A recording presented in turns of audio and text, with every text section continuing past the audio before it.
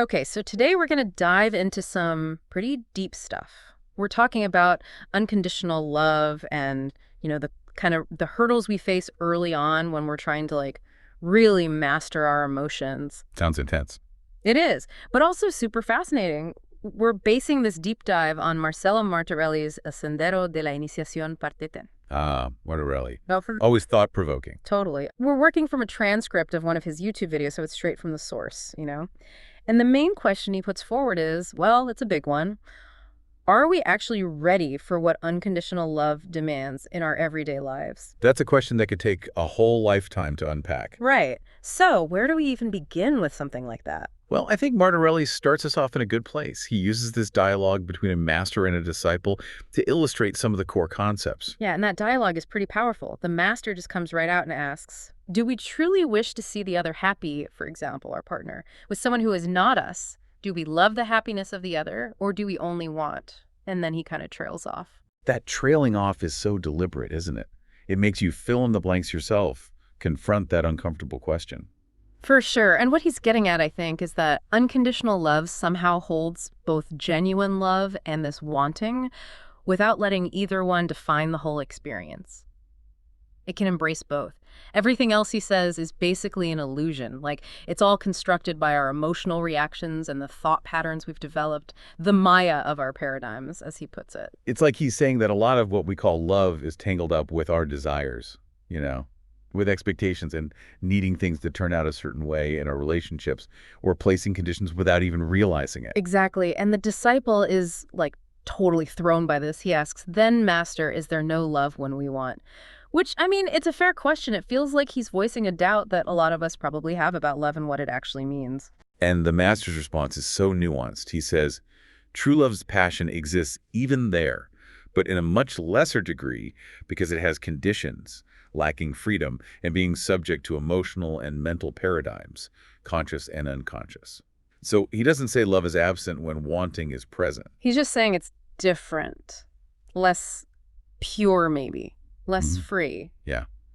Because it's bound by those conditions. It becomes limited by our emotional needs and the frameworks we've built in our minds. And that's what separates it from true unconditional love. And that kind of love, Martorelli says, is like the glue that holds everything together in creation. It's what unifies and integrates everything. It's always free and unconditional. That's a huge concept, right? To think about love, not just as a feeling we have for another person, but as this fundamental force of the universe. Totally. So with that in mind, think about your own relationships. How much of what you feel is love might actually have strings attached, hidden expectations or conditions? It's a good question for all us to ponder, I think. So moving on from this idea of unconditional love, Martorelli then takes us to the second initiation. And this one's all about freedom, but not the kind of freedom we usually think about, like political freedom or freedom of speech. This is about something much deeper. Right.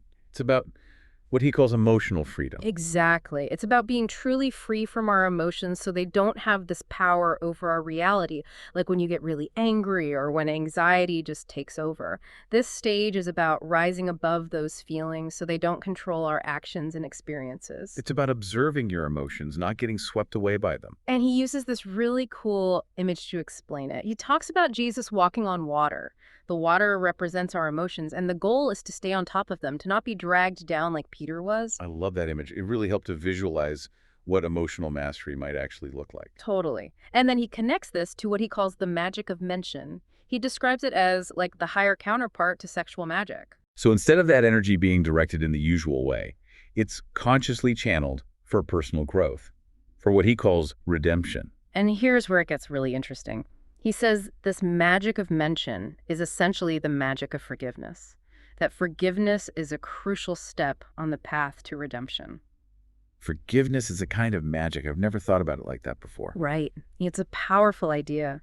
And he really emphasizes the importance of self-forgiveness, too, that we can't really evolve emotionally if we keep holding on to our past mistakes. It's like we're carrying around all this baggage that weighs us down and keeps us stuck. Totally. And Martorelli says forgiveness is the thing that unlocks the possibility of redemption. It's like releasing the brakes so we can finally move forward. Okay, so we have this magic of forgiveness, but what has to happen before we can even get to that point? Well, that's where repentance comes in. And Martorelli calls this an immense task. It's not just about saying sorry.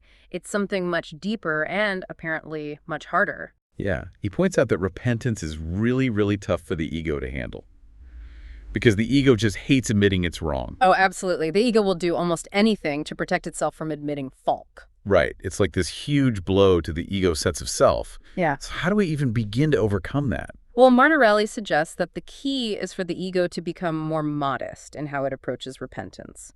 Basically, we need to be willing to see our mistakes without all the defensiveness and judgment. When we can do that, the door to forgiveness opens naturally. It's like softening the ego's grip so we can see things more clearly. Exactly. And it's through this process of repentance and forgiveness that we can then access the magic of redemption. It's a journey, that's for sure. A lot of inner work. So naturally, the disciple wants to know what the tests are like for this second stage of initiation. What challenges will he face early on? And this is where it gets kind of tricky. Because Martorelli says that unlike the first degree, where the tests are more obvious, in the second stage, the initiate often doesn't even realize they're being tested at first. It's not like a clear-cut trial that you can consciously prepare for. So how do these tests actually show up in our lives if we don't even know they're happening?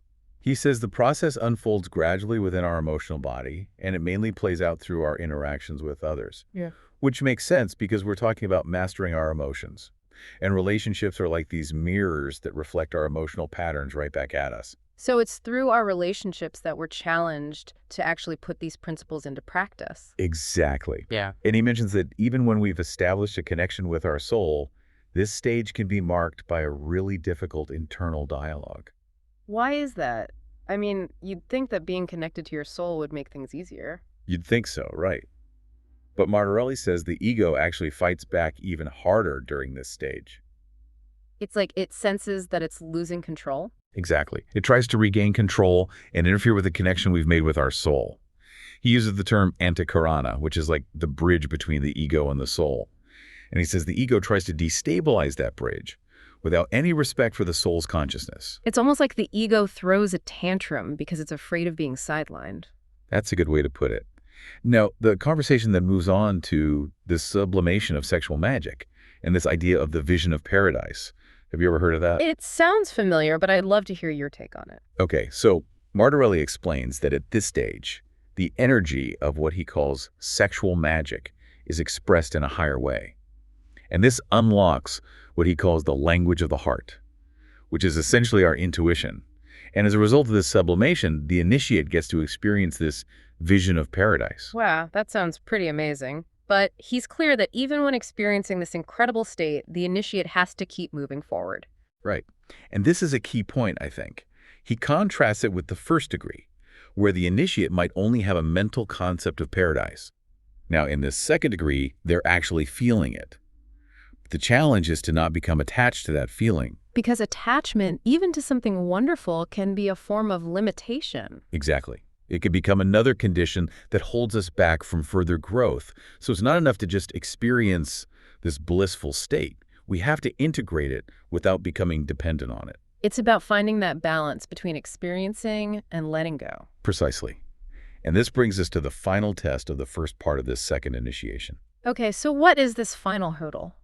It involves sustaining that vision of paradise and fully integrating it to reach what Martorelli calls the notion of paradise. So it's not just a fleeting glimpse or a purely emotional experience. It's a deeper integration of both seeing it and feeling it. Exactly. And he says this integration marks the beginning of truly living from the heart. So we're not just understanding it intellectually, we're actually experiencing life through the lens of the heart. That's the ultimate goal. Okay, so let's recap. We've explored the difference between unconditional love and those desires we often mistake for love. We've discussed the importance of emotional freedom and forgiveness. We've looked at the role of the ego and how it can try to sabotage our progress. And we've touched on the initial experience of paradise and the challenge of integrating that into our being. It's a lot to take in, but it's a journey worth embarking on. Absolutely.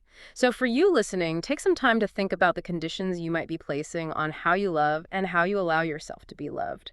How might understanding this difference between love and wanting change your relationships? And most importantly, what would it mean for you to truly experience life from the perspective of your heart? It's a question we each have to answer for ourselves. That's the beauty of it. It's a journey of self-discovery.